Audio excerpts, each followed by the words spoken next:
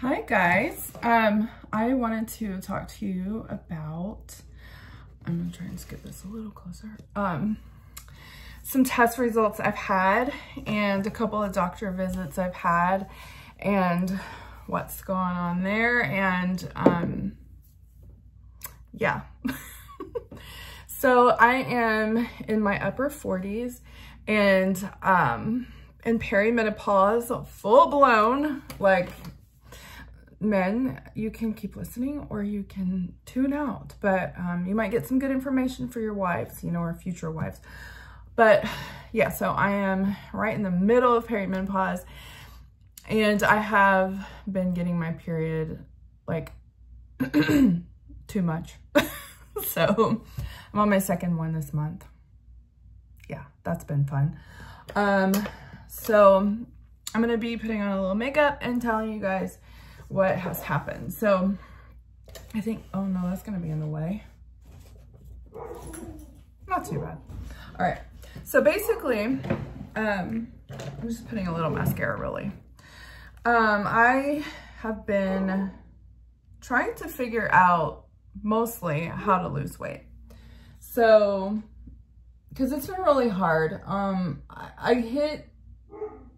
I started perimenopause about 2019, towards the end of 2019, maybe a little bit before. I'm not 100% sure because it's just kind of hard to diagnose because our hormones fluctuate so much and they change every day. And sorry, I forget, I need to look there. And so you kind of really aren't sure until your period starts to act funky or you start getting like a lot of symptoms. So definitely, it was definitely happening in 2019. My periods were still pretty normal, like time lengthwise. I did have a few years, several years ago, like 10 years ago, where they were fluctuating, but that was unrelated. I know now it had to do with getting my tubes tied way too early. And of course now I would go back and not do that because I just don't think it's healthy, honestly. But that's just my personal opinion. And plus, I don't think that we're supposed to stop family planning on our own. But yeah, that's a whole other side note. I always see women putting their mascara on both eyes with the same hand. And I was like, why would they do that? That's so weird. Because I've always just switched hands. And then I was like, I think that's because I'm ambidextrous. I don't think everyone can just do that. So yeah, I am ambidextrous, if you didn't know that. I still write with my right hand and do like most things with my right hand, but I can do almost everything else with my left hand too. I can write, but it doesn't look great. So, but yeah, I'm pretty ambidextrous. Anyway, so I'm done with that. Y'all, I'm about to look at all these grays. Look at that. So my natural hair color is like, it's like, what do you call it? Dirty blonde, I guess. When I was little, it was very white blonde and then it was super blonde, and yeah, but I hit like 23 or 24 and it was like, just kidding, we're actually not that color. We're really ugly dishwater color. So I've been letting my grays grow out because I just wanted to see like how much I have. Y'all, I know I'm all over the place, but this is my life. So that's about how far in I am. I think it's like 2 inches. So, yeah, I'm about to go like light blonde with all this. And I wish I could stay golden blonde, but it's not feasible because I really need to not have to color it so often. I think that's why I'm always having to cut it, because it just, when I want to grow it out, it's like dead. By the time it gets like right there, it's just like, ugh. So yeah. All right. So on with the topic at hand. I should just get back to podcasting, you guys. I really should. Anyway, so yeah, I've been in perimenopause. My periods are getting really funky. I'm bleeding so much that my iron has gone way down. And so back in August of last year, I had all my blood work done, and because I was having like problems, and so she tested like everything. And it was actually unrelated to this. She was testing it because I was having like pain in my joints and stuff. And so she was checking me for rheumatoid arthritis, like anything that you can check with the blood, she was checking it. And I had x-rays and everything. It turns out I just have arthritis, like normal people my age. But when it starts, it's very like, what in the world is that pain? It's so, ugh. Anyway, now that I know what it is, I know what to do about it. But so she tested me everything. She tested protein. She tested vitamin levels, like all that stuff. And yes, I had to pay for that because I did not have insurance. So that's not fun. But I had to find out what was going on. So fast forward. I'm not going to tell you my results until I tell you the next part. So I went for my womanly annual checkup about a month and a half ago. And I was like, my periods are crazy. Like I'm getting periods all the time. Like I barely have time in between them. And so, you know, we're talking about hysterectomy, and she's like, I really don't like to do that or recommend doing that unless it's just, there's nothing else that can be done. However, I'm someone who cannot take hormones, so that's a problem. So I may have to do it anyway. But here's the kicker. Okay. With my last blood work back in August, I had low iron, my protein was low, and my cholesterol was normal. I've always had really good cholesterol. So I had been a pescatarian since 2010. And not pescatarian, excuse me, that's not right. I was a pescatarian from 2010 to 2018, and then I started eating chicken. So I've been chicken and fish since 2018, which strangely is, no, it wasn't even 2018. It was 2019, which is when I started gaining weight, when I added meat back in. But anyway, I really don't think that is related, but sorry, I'll start playing with my hair. Sorry guys. It's really a habit. Anyway, so I was like, okay, well, in August, I was like, okay, well, I've really been craving like beef again. And I used to not eat beef because of the cruelty and all that stuff. Plus, I just don't digest it well. Like and turkey too. For some reason, beef and turkey, my body's like, it's just gonna sit there. So, but I was like, well, my iron is low and my protein is low. I've really gotta do something about that. So I started eating red meat like twice a week. So, and I got it from Good Ranchers, and which I do endorse them. This is not sponsored by them, but I do love me some Good Ranchers. So I know I was getting good quality meat, but I was doing that. So from August until May, I was eating red meat like twice a week, along with chicken and fish and all that stuff. So I go to the doctor, you know, for all my checkup and my new blood work. And this is what happened. My iron and my protein have not changed one bit. My iron is still low. Protein is still low. Anything that the red meat should have been helping has not done a thing. And my cholesterol went up. So, Little Miss Perfect Cholesterol Lady now has a high cholesterol, which it was 107, okay? But for me, that's high. I've never had high cholesterol, and I don't want to have high. I have really, really good cholesterol. Except for my happy cholesterol, which is the HDL, I have always kind of had low. That has gone up. But that goes up when you add in good fats and exercise. So the other thing is I had been exercising since March. So from March to the end of May, because that's when I saw her, sorry about my dogs. I've been exercising. So my happy cholesterol went up. My LDL was fine. No triglyceride issues or anything like that. But my overall cholesterol was 107. And it's normally like 80 or something.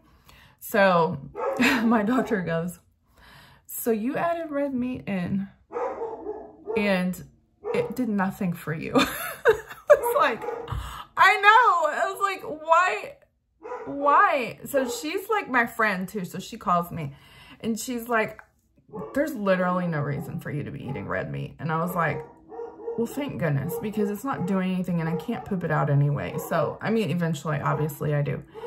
But what are they barking at? There must be someone out front. So I was like, all right, I am just done with red meat. It doesn't mean I'm not going to eat it ever. We don't order it anymore because my husband really didn't want it either because he's trying to lose weight and red meat doesn't do much for him either. He has diverticulosis and just doesn't want to aggravate that because like the meat, when meat sits there in your gut, it will aggravate any issues you already have. So for me, red meat is out. And so I did that and it's been a month. I have not lost any weight. So from March till now, end of June almost, I have lost 0 pounds. Eating better, lowering my calories, exercising, and I'm not over exercising because that can raise your cortisol, which causes more stress. I added in weights, no pounds lost. It's extremely frustrating. So last week with my new job, well, it's not new anymore, but with my job, we have free dietitian with Nourish is what it's called. So I was like, okay, I'm very versed in food and I've been studying it for 14 years, but I am at a loss right now because I don't know what to do with my body right now. And perimenopause, it's like a different body. I don't know how to treat it. I don't know what to do with it. I don't know how to help it. So, I mean, I'm taking the stairs at work 4 flights. Like nothing's happening. I did build muscle. So my scale, I have one of those scales that tells you like your body fat and everything. My body fat is still too high.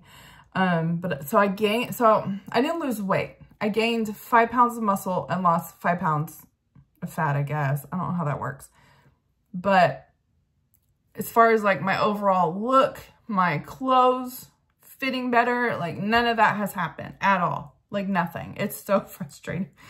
So I went on this dietitian thing on Nourish and she was so sweet. She's also in my age group. But y'all, she recommended tilapia. I can't.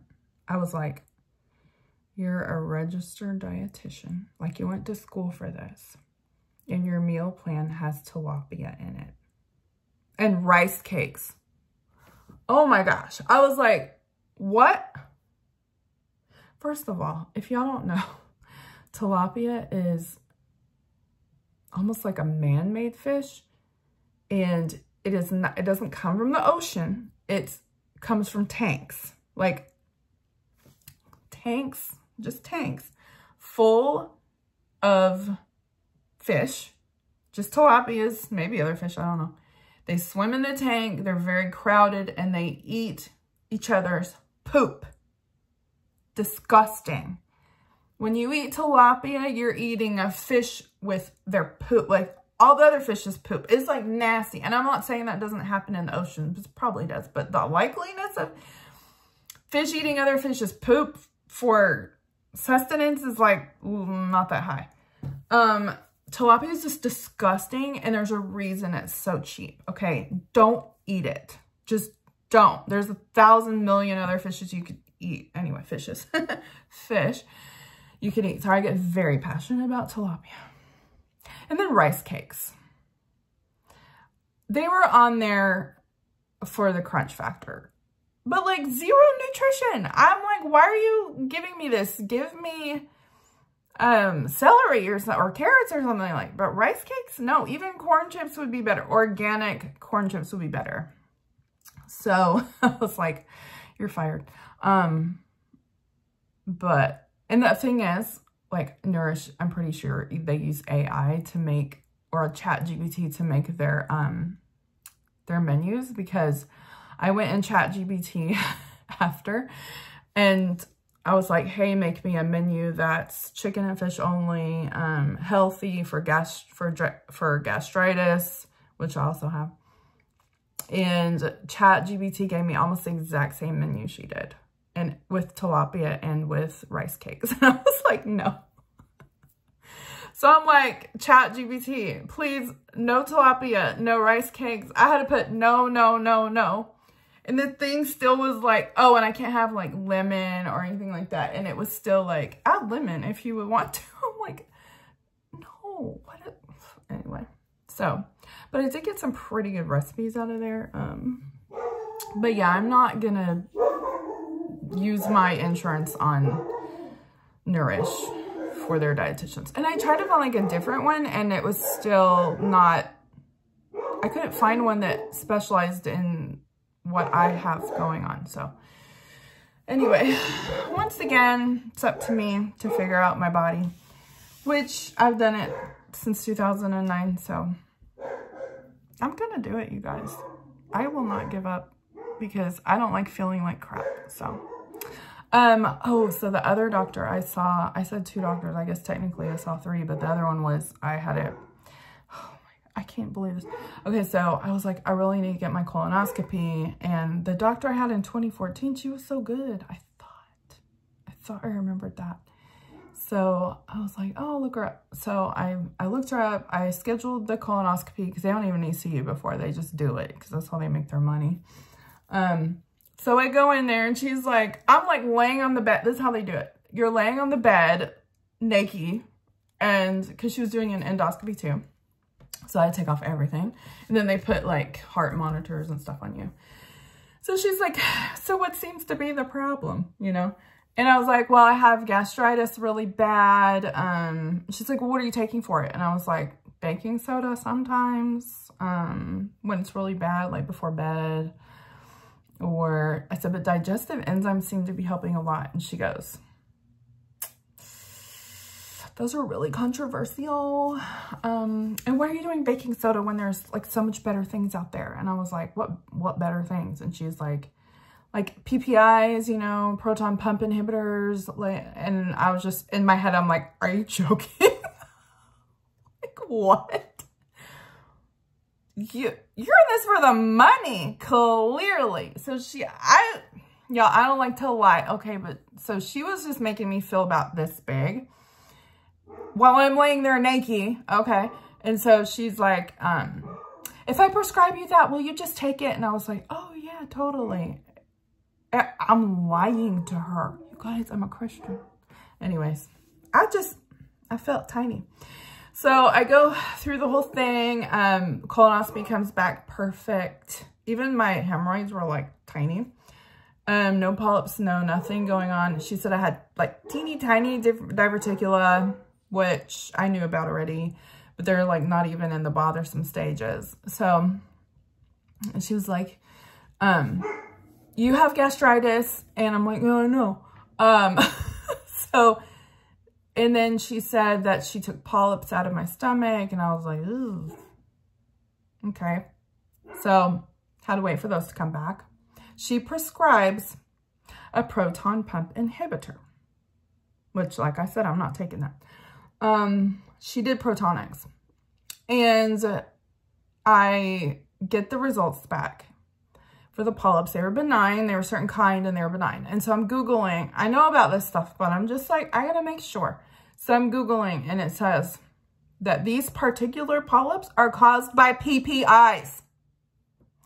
I took PPIs for about 3 or 4 years, many years ago. And then back in 2021, I saw a gastroenterologist, not her, and he wanted me to take him for 2 weeks. So I was like, fine, whatever, I'll do it. I think I did it for 10 days.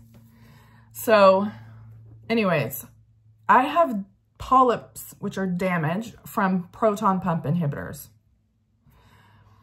This woman knew this, and she still prescribed me proton pump inhibitor. I was like, what? She's one of those doctors that's in it for the money. Literally. I was like, all right.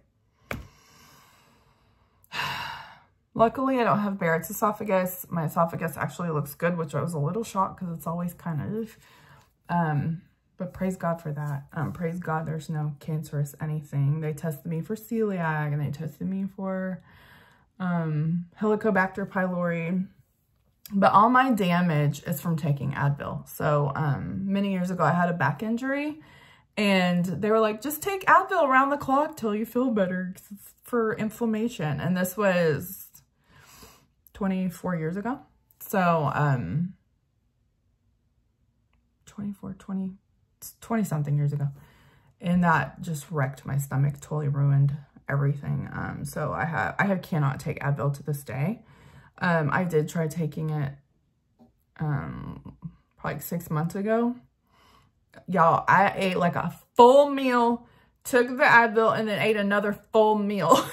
So it's like, it's just gonna like hurt. Everything's gonna hurt. And I did have some pain, and this was liquid Advil too. So I was like, it'll just soak up in there, all the food and everything. It'll be fine. It was not. So I was okay. It wasn't super painful, but it wrecked all the progress I had made with my gastritis. So anyway, so that's my current health journey story. Yeah, I do want to say, I do have a podcast that, I'm trying to figure out what to do with it, because I mean, it's set up and everything. I just have to figure out, like, how to do it. Because it needs to be on YouTube, too, which I didn't realize is, like, that big of a deal, but it is. So, I don't know if to just wipe this channel and put it on here, or I don't know. But anyways, it's called I Don't Speak Christianese, because I don't. So anyway, if y'all want to go look that up. But I'm trying to figure out how to get on YouTube. I don't know. And I don't video myself, so I'm thinking I'm going to have to start doing that. I did get microphones so I could do that. So, but yeah. Anyways, I'm going to go. I love y'all so much. Thank you for watching. If you watch this whole thing, I'm going to do this thing that people do. In the comments, put love. All right. Bye. Love y'all.